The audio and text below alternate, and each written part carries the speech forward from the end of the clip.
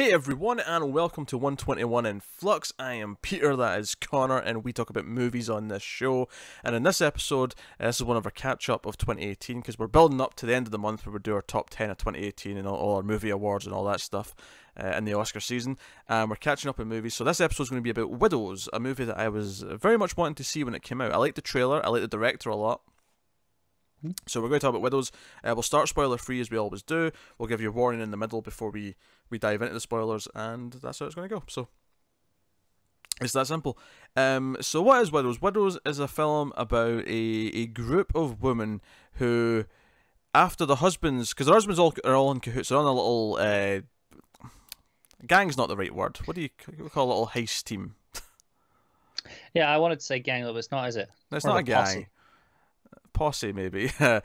Basically, these four men have been doing jobs together for years, and it all goes wrong. They die. That's not a spoiler. That's the premise of the movie. They die at the start of the movie, and they stole money from some really bad dudes. These brothers who are gangsters in and of themselves, and they want their money back. And they come to Viola Davis, who plays the arguably the lead character of the film, and demand this money, and it basically becomes a heist film where the four now widows of the four men who were in these previous heists have to train, despite the fact that they've never done anything like this before, and pull off a heist of their own. And that is the general premise of the film. So I shall ask the question, Cara, did you enjoy Widows? Not as much as I wanted to. I think there are some really good elements. Looks great, it's well shot, acting's great across the board. But I think it's a bit messy. I think it's got too much going on. There are some plot elements I'm not a fan of, and overall, there's some things that I felt like, oh, it's going to deliver on. It's going to follow through on this sort of idea, that it felt clearly telegraphing that it never really went anywhere with. Oh, it's interesting, but before I even talk about how I felt, I'm curious actually, what did you feel about Steve McQueen, who's the director, his previous films, assuming you've seen some of them? I don't know if I have. Have you seen Shame? No. You've seen 12 Years a Slave? No, I've seen chunks of that one for a class, and I wanted to just kind of let it sit, yeah. Okay, that's interesting. So my perspective getting into this then is that I seen Hunger, which was the film I did, because this is actually the first film from Steve McQueen that I've seen that doesn't have Michael Fassbender in it, bizarrely. But I seen Hunger, and Hunger was pretty good. It wasn't like there was definitely some rough patches to that movie, but when it really hit it out of the park. But it was definitely a murky experience overall, I thought. Shame, though, blew me away when I saw that. That's a movie about sex addiction starring Fassbender. That movie absolutely, I came out of that thinking, okay, that's one of my favourites of the year. And I don't know if it was #1 that year, but it was like top 3 of the year. 12 Years a Slave basically did the same thing again. I came out of that being like, that was phenomenal. Yeah, you definitely weren't the only one with that one. Yeah, clearly, obviously, that got a lot more Oscar buzz and things like that. But yeah. I thought they were all sleeping on Shame, so it was nice to see you got some recognition with the next one. So obviously I see Steve McQueen's name in a movie, I'm like, okay, what is this? And I think what's interesting about this movie is that it's definitely the most mainstream movie he's done, in the sense that it's a heist movie, it's a genre movie, and it is, yeah. There's more to it than most heist movies would have. There's definitely some more subtext there, and there's definitely more of an emphasis, because I feel like the first half of the movie especially is more concerned with the motivations for the characters and why they're doing this, rather than setting up the heist itself. I think that's probably the biggest surprise from the trailer for me, is that I thought the movie was still going to function mostly as a heist, with more to it, because I expect more from McQueen. But instead, like the first half or so, it kind of felt like, no, we're focusing on why these women are doing this, and why they're going to be motivated to join this mission, and that was kind of weird, but not bad. It was just different than what I was expecting. So I liked it. I thought it was pretty good. I don't think it's as good as his last two films. I think it is, by its nature, a more. See, I do not want to call this generic in any way, because it's not. It's actually, as far as heist films go, it's one of the least generic I've ever seen. But In it's terms of heist films, yes. but it's more generic because it's a heist film than his last two films, which were uh, wonderful, and they were very raw in their emotions. And there is some emotional points in this. There's some great subtext in this. There's some very heavy themes weaved into this. And I think maybe the best strength of this film is that, outside of maybe thinking the first half is slow if you're not into the more character stuff, is that it still kind of works as on a surface level heist movie kind of way, right? Because the back half, when it gets more into the heist stuff, and they're kind of like all kind of becoming more involved, and they're doing more things, they're all being part of the plan and that kind of thing. There's more stuff there. I think it's enjoyable for anyone who's just looking for that heist stuff. But there is more there. There's deeper character things going on. There's deeper, wider themes going on. So I don't know if I'd say it's messy. There's definitely a lot of characters. There's definitely a lot of characters. Because I was expecting it to really focus on the wives, like, you know, the four widows, right? I was really expecting that, and it does to a point. But it definitely featured other characters just as equally that I wasn't expecting. I wasn't expecting as much with the villains. I wasn't expecting as much with Colin Farrell's politician. Yeah, I think that's part of my problem. Is this all that stuff? It feels like it's two different movies. All that stuff with the politics and, you know, all that going on, it's kind of inconsequential for this movie.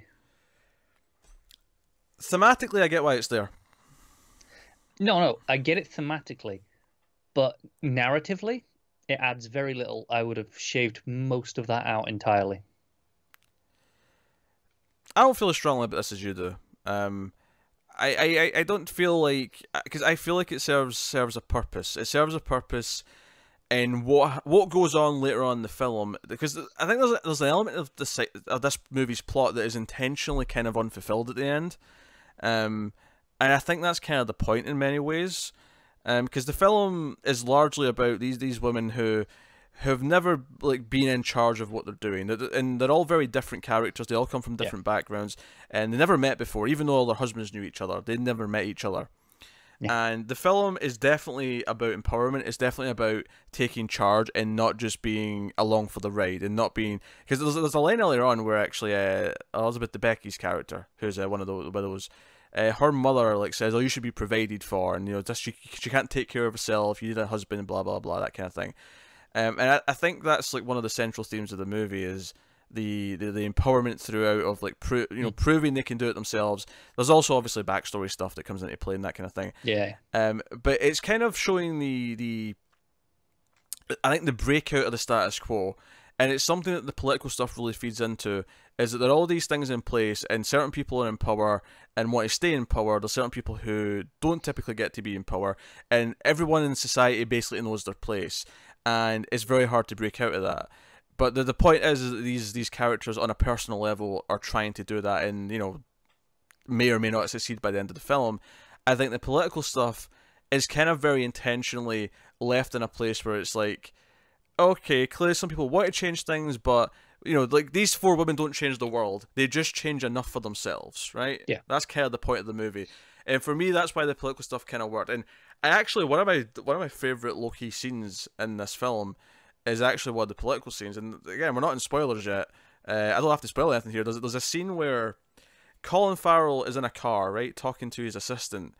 And he's basically complaining about everything he has to do as a politician. Because his father's a politician, his father's played by Robert Duvall. And he's this old racist asshole, and he's complaining that his father basically roped him into this line of work, and it's just a business, and he feels like he's not doing anything that's real. And he's talking about this, and he's in his fancy car, and he's driving. So this scene starts. He's at like a little rally thing, because they're invested in local businesses, and he's doing a big song and dance about how it's local women, local minority women that they're giving, you know, business opportunities to, and they're all making their own businesses, and he's just speaking with the people, and he's been all, you know, politician-y basically, for lack of a better word. And he goes in the car and he starts complaining about everything he's done, so his demeanor completely changes. He's angry that this reporter's just accosted him, and he drives to his headquarters, which is, you know, and I think in real time, because the shot all takes place in real time. It's a shot that's just outside the car, sticking on the front of the car, looking sort of back over the side of the car, and it's just the entire drive from that place to where his headquarters are. But as it goes from that place to that place, you gradually see the neighborhoods get nicer, and Yeah. it's getting upper class as it goes. But it's also really stark because it takes place in about the space of about 3 minutes, and it's a wonderful little shot and sequence. A very obviously high concept directed sequence in the sense that it's just this really like, no, it's just going to be one camera shot the entire time, right? You never even see the faces of the actors inside the car. It's just no. We're just looking at around the car's surroundings. This is the world that he's in.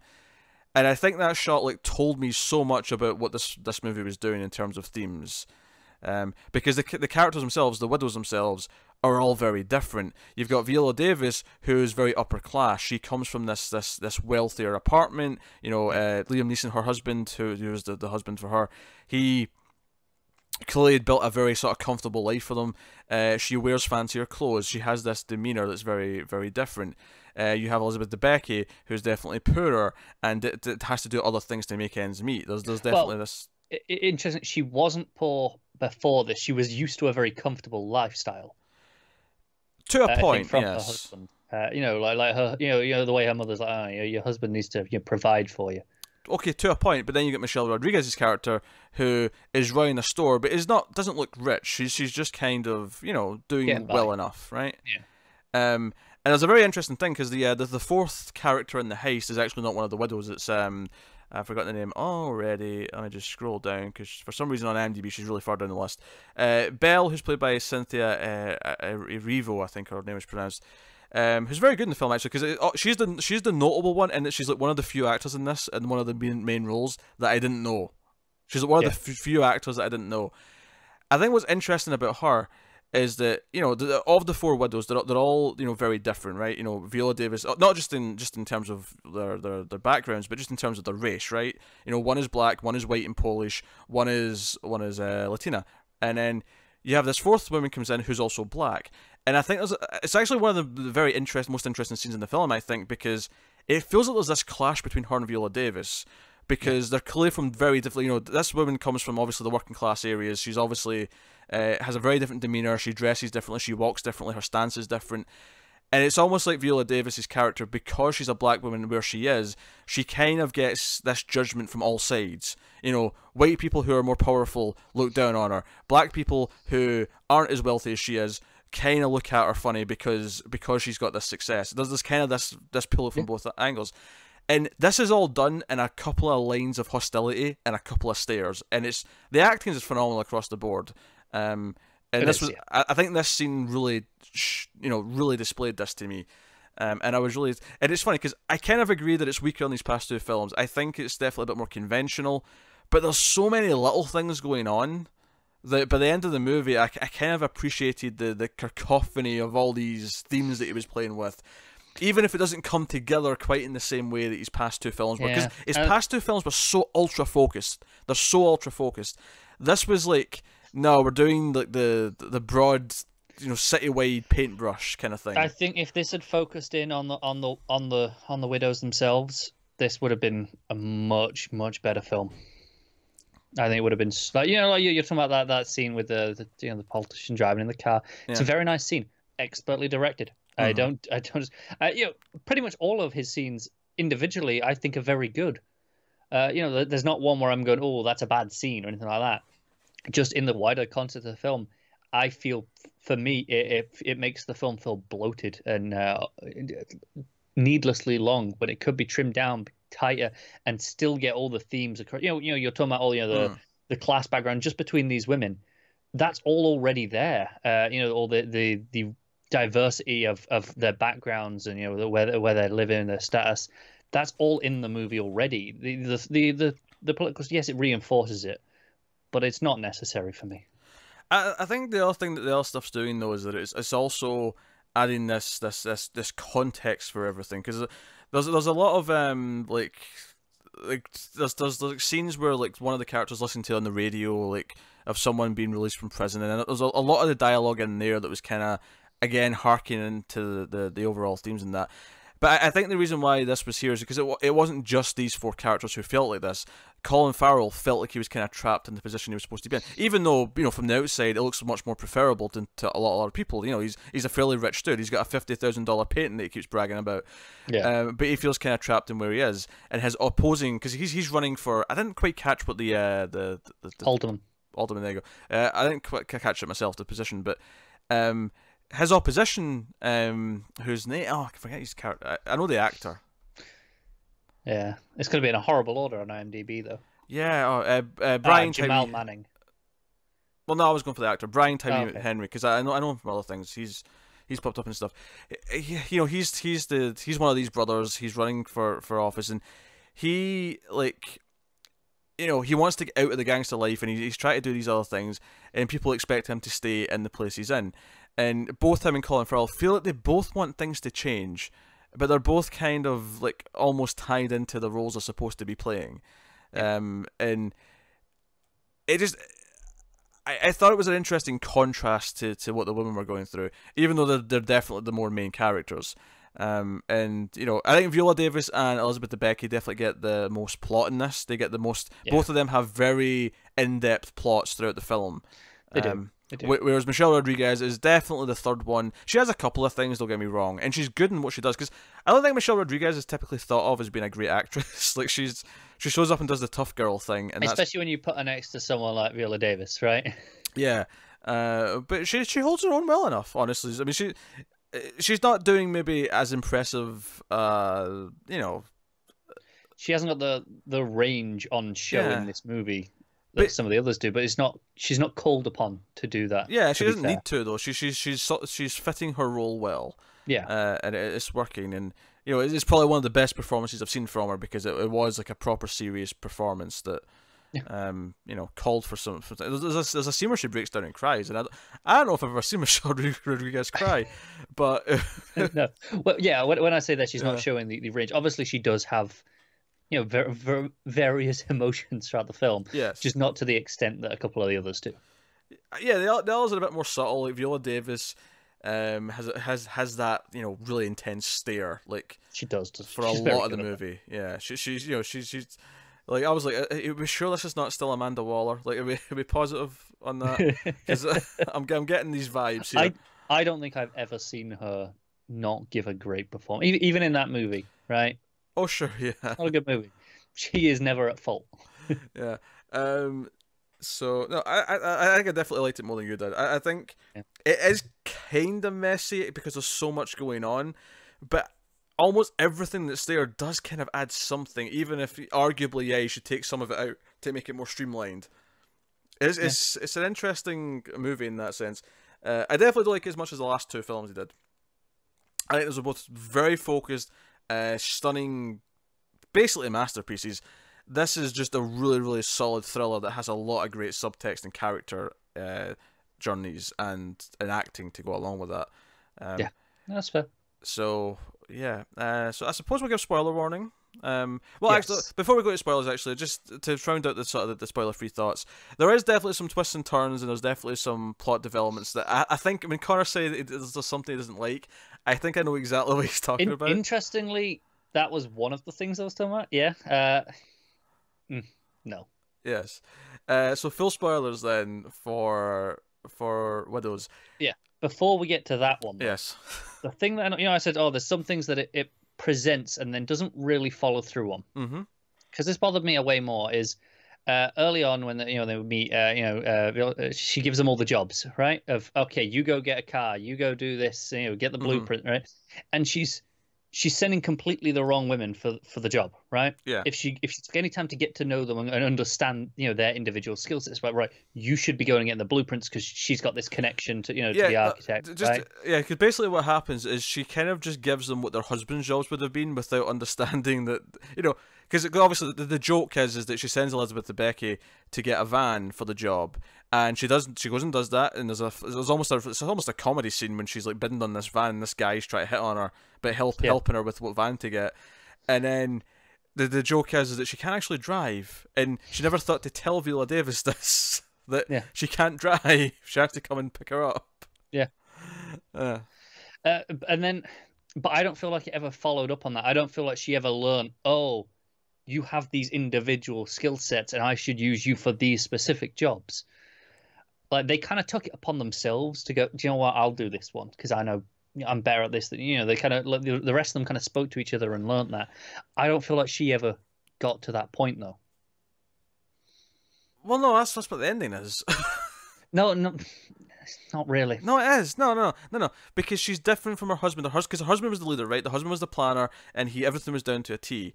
She isn't that. She's trying to be that, and she isn't. And this is what this is showing, is that she doesn't do that. But it's also showing that she's not taking time to get to know either of these women. She's not taking time to get to understand them, right? They do that on their own. They kind of solve it between themselves, Yeah. and it kind of works out, right? And it's all a symptom because she's not wanting to get close to anyone. She's keeping everyone cold and distant. You know, she says multiple times, when this job is done, that's us. We never see each other again. You know, all this stuff. And the ending of the film is her, you know, she sees Elizabeth Debicki after the fact. You know, it's after everything's went down at the restaurant. And she goes out and, you know, meets her afterward and says, hey, how are you? And she smiles for the first time in the whole film. It's like she's finally, you know, gotten over. And there's obviously the backstory here we'll get into about her son. But, and that's the ending. She's finally willing to try and do that. Now here's the thing. I get that. I get that that's what the point of this at the end is. However, I found it unfulfilling for it to not play into, you know, the actual heist in any way whatsoever. Is her getting this is just, oh, it's a footnote at the end. She learned a lesson, but I didn't see her learn this lesson. I'm just kind of told that she did. I didn't really. It didn't land for me. I disagree. It's a footnote at the end. To me, this is the actual ending. Fair enough. That scene at the end is the point of the movie. The heist isn't. The heist is there to service the story. That should be the point of the movie. But I don't feel like I saw her actually learn the lesson. Really, it didn't come. It didn't land for me throughout the movie. It felt like, well, no, because yeah, because you're looking at this the wrong way around. It's not about her learning a lesson here because she's doing the wrong thing. She's not willing to even try because she's not over the death of her son. Sure. And the death of her husband, technically. Well, yeah, that to too. a point. Yeah. But you know, she's not over that. She's finally, you know, it's almost like the whole film. She's presenting this strong front, but she's actually inside. She's feeling incredibly weak. Right? She's incredibly guarded. She doesn't want to let anyone in. That's what the whole thing is throughout the film. It's not so much that she's not smart enough to realize. It's not that she's even arrogant enough to not realize. It's just that she's not willing to even try to connect with anyone, and that leads to her not knowing them. And at the ending, she's willing to try and do that. She's like, yeah, you know, I don't disagree with everything you're saying there. Like in theory, I agree, but I'm saying is just that moment at the end of her. It wasn't enough for. I didn't feel like I got a journey of her getting to that. I felt like it was just a moment. It's like I said, if this lands for you, then great. It just didn't land for me personally.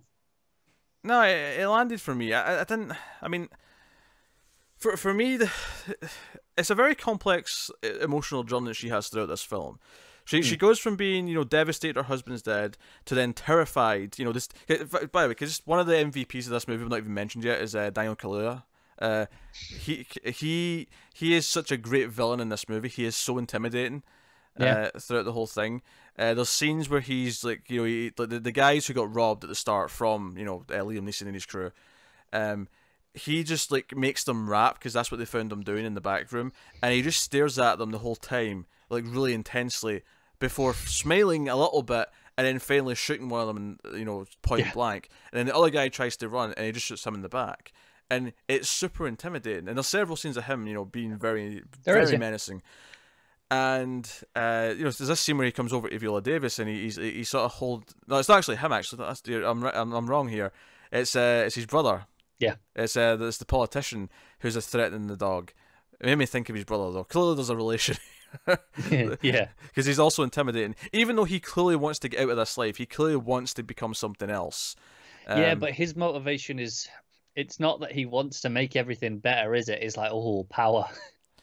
Yeah, well, it's kind of masked by that, because by the time we get to the end of the movie, I kind of felt like he did actually want to make things better. He was doing it in terms that he understood. Because there's that scene the last scene we have of him and Colin Farrell is when Colin Farrell comes to him and says, "Hey, I'll basically tank my own race, and if you let me work with you." right? Yeah. Because I want to help change things. Because it's one of the things that he's... Because his father, Robert Duvall, has this incredibly, like, bullshit racist speech that really rings home because it feels so true. As he talks about how... our lineage have to like maintain power because people want to take it. These poor people and these people who are immigrants and all that. And he goes on this rampage, and Colin Farrell essentially comes to the realization that he wants to help change things, but he realizes that he shouldn't be the face of that. To enact change, he has to have the change actually happen publicly and have the first African American leader in the area. And he kind of comes and like offers this to him, and it kind of feels like they both kind of understand that to change things, they kind of have to do things differently. It feels like it's not so much that they've got an arc. I mean, Colin Farrell kind of does. It's not so much that we see much of an arc of him, but it's that it presents this idea that they even understand that things have to be different. Which is, again, it kind of goes back to the story of the ladies over the course of the film. Is that over the course of trying to do it, they kind of realize that they have to do things their way. They do pull off the heist, sure. There's obviously some mishaps along the way, and they actually inadvertently kind of ruin the change in the election because they end up having to shoot Robert Duvall, and because his father was murdered, it gives this sympathy vote essentially to Colin Farrell, and he wins anyway, despite what the deal they made. And they inadvertently cause more problems in the larger scale, even though they've solved things for themselves personally. But what was I getting at? I was making a point and then I got sidetracked. Viola Davis. You're talking about, her success journey. She goes from being from being hysteric about the death of her husband to being mortified by the dangers to being determined and putting on this brave face, and she goes through all these things. I've forgotten the point I was going to get to at the end of that. I got sidetracked too much. You can't even blame me this time. You sidetracked yourself. I did. No, I did. But I've completely forgotten where I was going at the end of that. This is a problem we sidetrack ourselves. It may come back to me. What was the debate? And what were you saying? I was saying I didn't feel like the journey landed for me. That's right. It felt like a moment at the end. That's right. You were defending the journey. Yeah, it is. So here's we have to talk about the twist, right? To talk about this journey, right? So we do. You clearly didn't like this. I actually did. If you told me before the movie, I don't think I'd have thought I was going to like it. However, it played for me because early on in the film, she goes to see one of his old buddies, right, to talk about this because she finds the reason why they do this heist is because she finds these plans for the next job because Liam Neeson's very old fashioned. He keeps all these detailed records and plans, and there's a notebook because of course he does. He's good at making lists. You see, Liam Neeson is so. That was a quality joke. Was it really? It was a quality joke. So, she this is what at least the thing. But she's told by this guy that he never made a mistake. He was meticulous with the plans, right?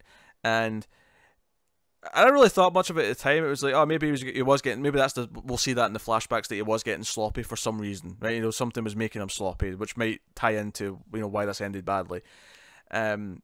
But so there's this thing. So Carrie Coon's around. She's actually the fourth widow, right? And I didn't even realize she was in this. When she popped up, I was like, "Oh, Carrie Coon's in this." Yeah, right? I don't remember seeing her in any of the marketing. And she's got like a newborn baby, and she's not been invited into she's not willing to go in the heist, right? She's staying separate because of the baby. And Viola Davis comes over at one point to talk to her, to try and convince her, because they're going to use the driver that was driving around that worked for her husband. But the bad guys, Diana Kaluuya goes over and kills him. Kind of killed him, yeah. So she tries to enlist her again as a driver, and when she's out of the room, because Viola Davis has got her dog, right? She's got her dog with her most of the movie. And she makes a point of going, "Can I put my dog down?" Yes. That's just polite, because maybe she doesn't want the dirty dog feet in her. No, maybe. It was just no other point in the movie does she question it. It's like, oh, yeah, put the dog down. I don't think she was ever in another person's home, though, throughout the rest of the movie. But so Carrie Coon leaves the scene to go and deal with the baby for a second, and the dog goes up and starts pawing and squealing at a door. At the door. Yeah. And then Viola Davis sees something on the table, and I didn't really recognize what it was. I thought, and there was a scene, a flashback earlier on that we did see this thing, because we see it again in a minute. Yeah. But which I actually felt like I needed, because I didn't remember this. It wasn't unique enough to remember it, I don't think. Yeah, I'm with you. I didn't remember at the time either. But Viola Davis kind of gets creeped out, and she grabs the dog and she leaves, and I'm like, wait, what did that mean to her? What's going on?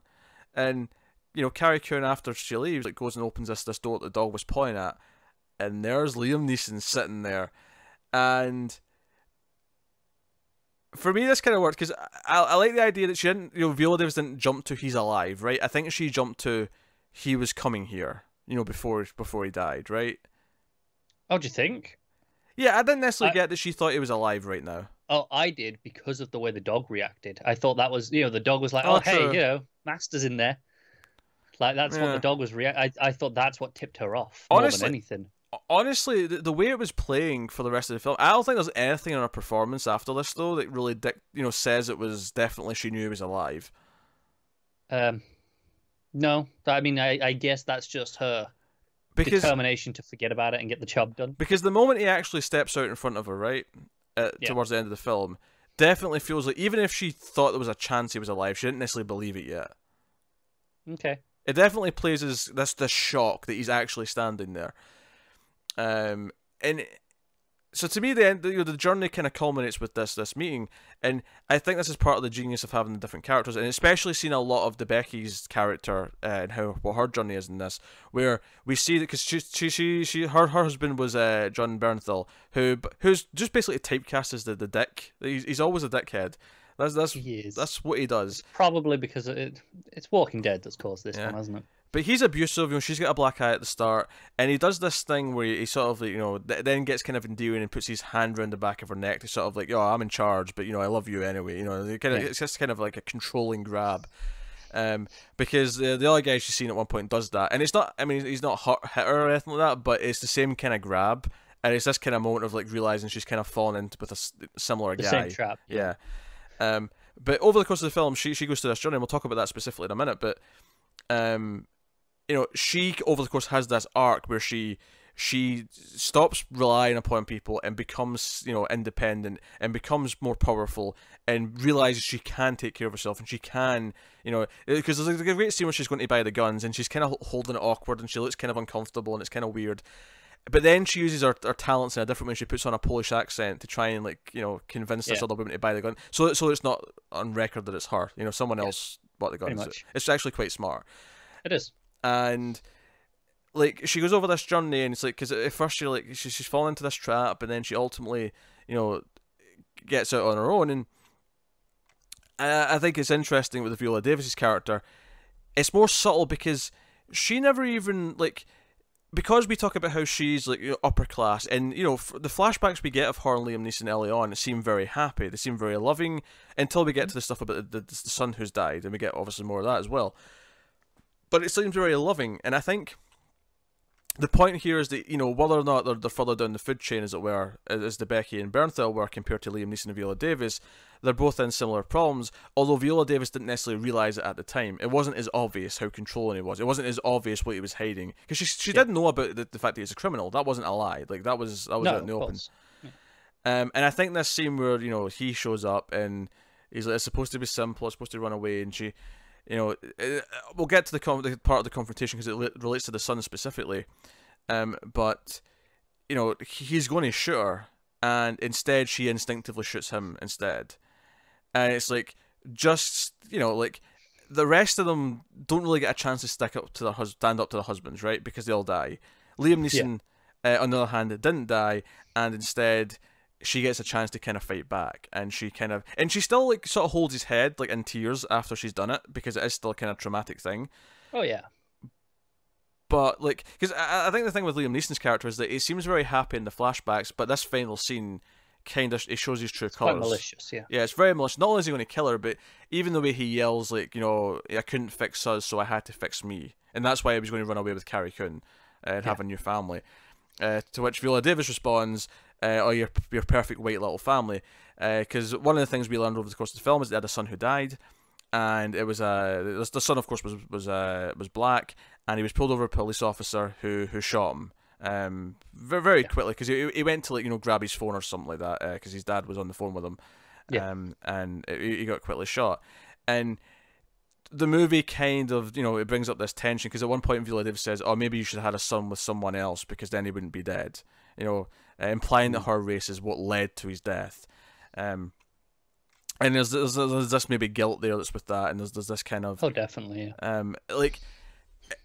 this is what I get. This is why I'm saying, like, I'm explaining so much of this because there's so much complex emotions feeding into this. There's the power dynamics between men and women and controlling men specifically, and women who are held back, and then the strength to come out. There's racial themes here that are at play, both in the ladies, but also in between their husbands, but also in the politics. The politics that I think gets racial way quicker than the other stuff does. Oh yeah, definitely. That comes into play very quickly early on. Like right from the start of that stuff. Yeah.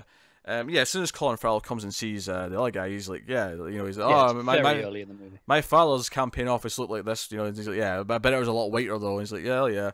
Very quickly, and it's playing with. I think more than anything, this movie is about people in power and people who are held down because of that power.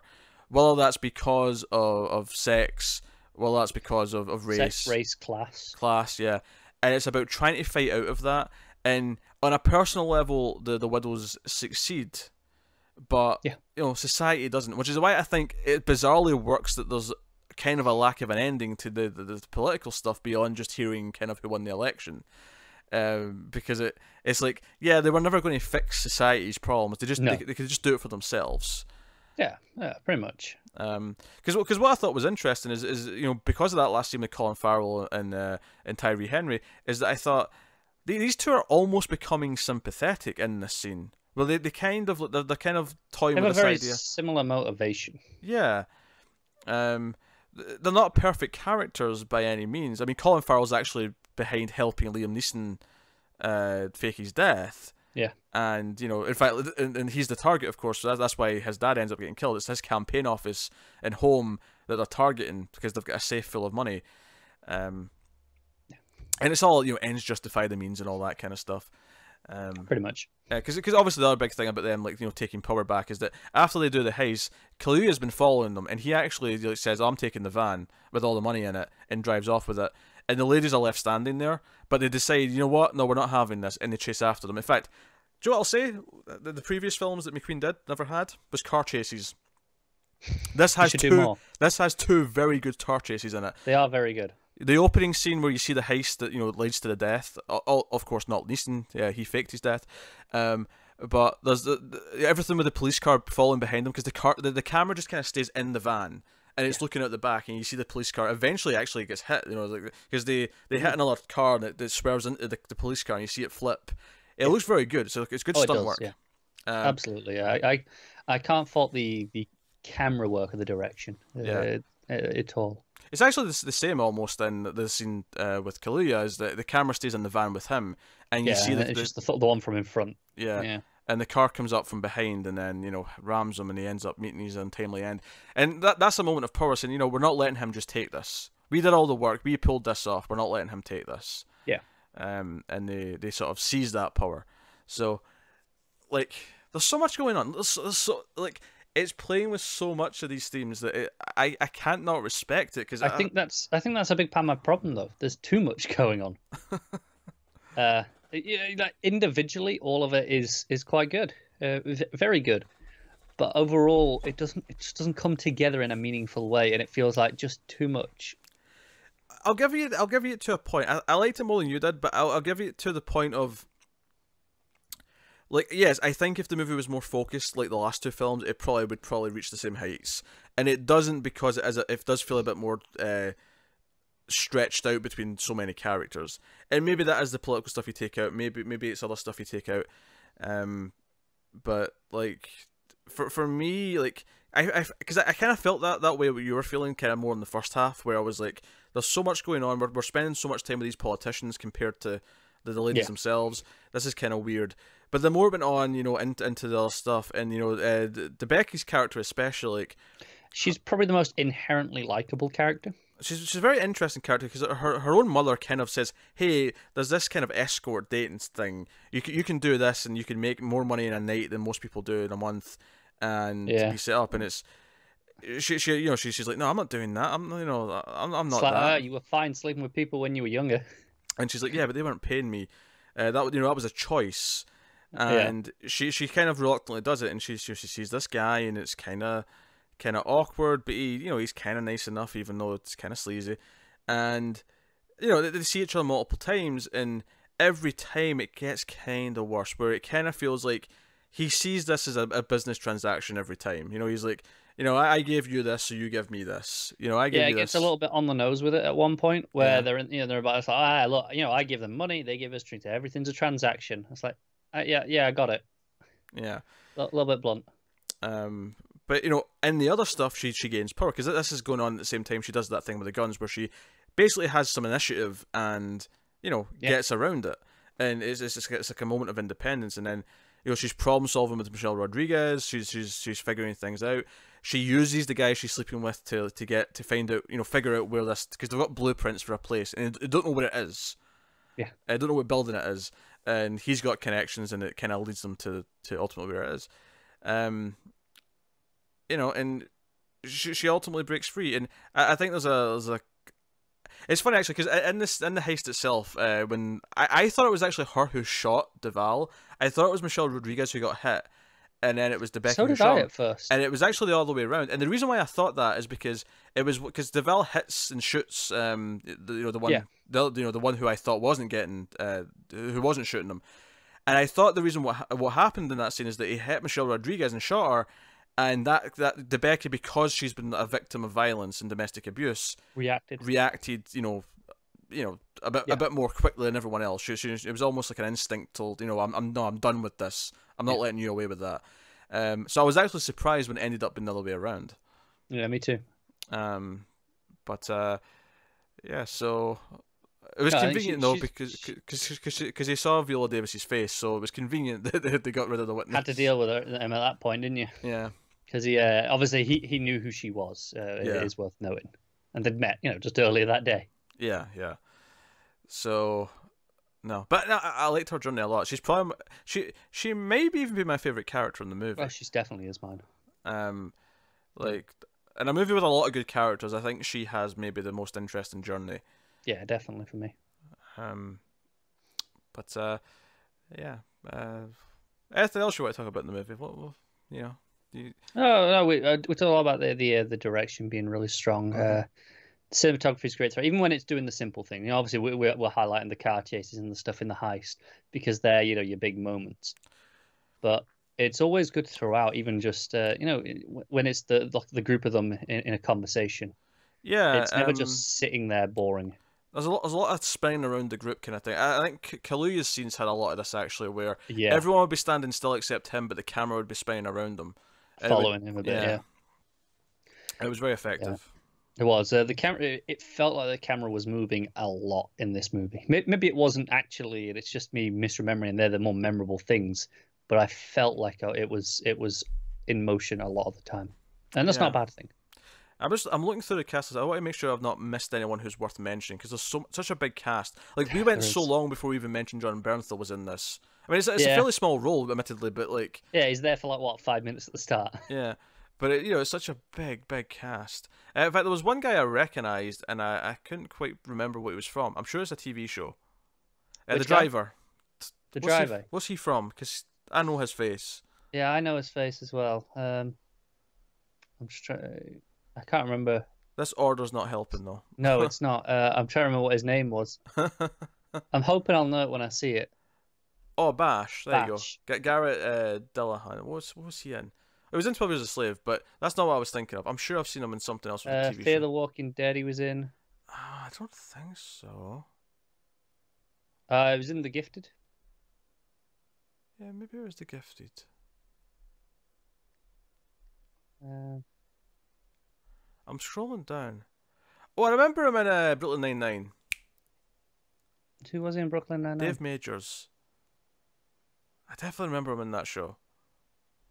Yeah, he's definitely one of these faces where I know I've seen him in places. I remember, I recognize him, but I couldn't go, oh, that's where I know him from. Yeah, I remember him that for sure. But yeah. And possibly Terminator Sarah Connor Chronicles. I never saw that. Yeah, possibly that. He's good. Yeah, no, he's fine. He's so far down the list in actors here, but yeah, phenomenal cast, phenomenal direction. you might be surprised. I mean, you may have noticed, but that Hans Zimmer did the score for this, and it's a very subtle Hans Zimmer score. It is, yeah. He holds back for a long time. It is. It's an alright score. It's not my favorite. Yeah, it's not a standout, but I think it's effective for what the movie's doing. Yeah, it's alright. The emotion comes in later when it needs to, and that's kind of it. Yeah, it's nothing that'll be remembered as that had that music that was really effective or great. But it does what it has to do. Because I was surprised when I found that out afterwards, because I never recognised it, and it made me go, "That's Zimmer." I think I just knew going in. I don't remember when I just one of those. I knew in my head it was. In hindsight, it makes sense because he did 12 Years a Slave, so obviously composers and directors. I think I can tell. I can just hear the sonically from the sounds of what he's using because he has his own sample library that he mixes with the orchestras that he uses, and I can just hear things that I know are from his library. Nerd. Yeah, I know. It's basically my response to that. He's got such a unique sonic sound that I like. I can just hear it and go, "Yeah, that's Zimmer." Yeah. So yeah, at the end of the movie, Viola Davis, we see that Belle, pays off because she works at a salon, and the business technically owes money back to Colin Farrell because we find out he's not a great guy. All the businesses he helps set up, he gets a cut of later. Quite a significant cut. Yeah, and she gives a wad of cash from her cut. And then we see the others. Michelle Rodriguez buys it because she actually runs a store at the start, but then it's taken away because her husband wasn't really paying for all the bills that he was supposed to. So she buys that back and gets her own life back, essentially. Yeah, she goes back to where she was. Yeah, that's what she wanted to be. And that's that was a good thing. Yeah, she goes back to have a sense of normalcy, but control this time because she owns the place. Yeah. Whereas obviously Debicki and Davis. Even if it wasn't obvious beforehand, for both of them, they both need new starts and new lives. So I think them being the ones who kind of meet up at the end and that makes sense. Maybe are going to form a bond makes sense. And Viola Davis gives some, if not all, of her money to the school to rebuild a library named after her son. Yeah, an undetermined amount. So could have been all of it. It's hard to say. Yeah. Maybe minus the $2 million. She might have still paid the bad guy back because even though Kaluuya died, just to be safe. Yeah, I mean, his brother might not have been still wanting his money though. So so maybe minus that, but that was always deducted before they cut it anyway because that was we have to pay him the money he's won. No, I liked it a lot. I mean, it's not as good as his last two films. But I think it's got even if it does have missteps, it's a very well-intentioned film from very talented people. Absolutely, no question about that. Gillian Flynn co-wrote the screenplay with Steve McQueen as well. Cool. So, all right. I guess we're rating it then. What are you giving Widows? Yeah, I'm gonna give it a 6. Yeah, I want to give it more. There's so many ideas in this that I really like. Too many. That's the problem. But yeah, I'll go with a solid 8. I think it would be higher, if it was a bit more focused, and I think it's one that might even work better for me on a second viewing, knowing exactly what it is going into it. But it is definitely weaker, I think, than both Shame and 12 Years a Slave. So, So keep that in mind going into it if you're a fan of those movies. But yeah, I'm still glad I watched it. So there you go. That's Widows. So let us know what you think of the movie in the comments below if you've seen it. Like and subscribe, all that stuff. That helps us out a lot. As of course, does going to patreon.com/MailFuzzTV, where you can support us for as little as $1 per month, and you get some stuff early, you get some bonuses, all that kind of thing. You can also, of course, get some merchandise if you wish over at the store. There's both a US and a UK store in the description. You can go over there and buy some stuff if you like. But that is us. So yeah, we'll be back with another movie hopefully soon. This episode's going up at kind of a weird time. Usually these episodes go up on Fridays. This one is going up a little bit earlier in the week than that. And there might be a second one this week. We're hoping so. We're hoping so, assuming things don't get pushed back. So look out for that. But yeah, in fact, these go up early on Patreon. This is up a week earlier on Patreon compared to everything which else. might be awkward when you get to the last batch of these.